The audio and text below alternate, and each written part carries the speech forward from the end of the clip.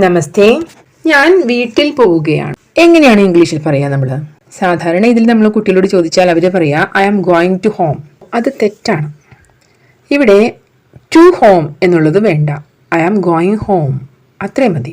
To എന്തുകൊണ്ടാണ് ഹോമിന് മുന്നിൽ ചേർക്കാത്തത് എന്ന് വെച്ചിട്ടുണ്ടെങ്കിൽ, ഹോം ഒരു നൗൺ ആണ് എങ്കിലും, ആ വേർഡ് ഹോം എന്ന് പറയുന്ന വേർഡ് ഒരു നൗൺ ആണ് എങ്കിലും it functions as adverb of place.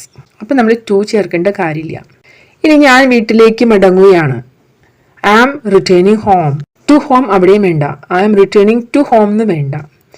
ഇനി ഞാൻ വീട്ടിലേക്ക് തിരിച്ചു പോന്നു എന്ന് പറയുമ്പോൾ എങ്ങനെ പറയാം? ഐ റിട്ടേൺഡ് ഹോം, അല്ലെങ്കിൽ I came back home. Came back to home വേണ്ട, ടു വേണ്ട. ഇനി ഞാൻ വീട് വിട്ടു. I left home. I left from home എന്ന് വേണ്ട.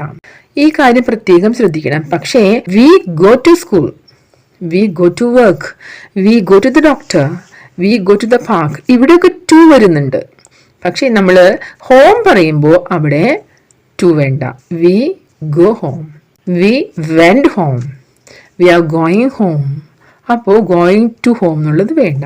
അപ്പം ഇനി മുതൽ ഹോം ഉപയോഗിക്കുമ്പോൾ അതിൻ്റെ ഫ്രണ്ടിൽ ടു ചേർക്കണ്ട എന്നുള്ളത് ഒന്ന് കൃത്യമായിട്ട് ഓർത്തു വച്ചേക്കണേ.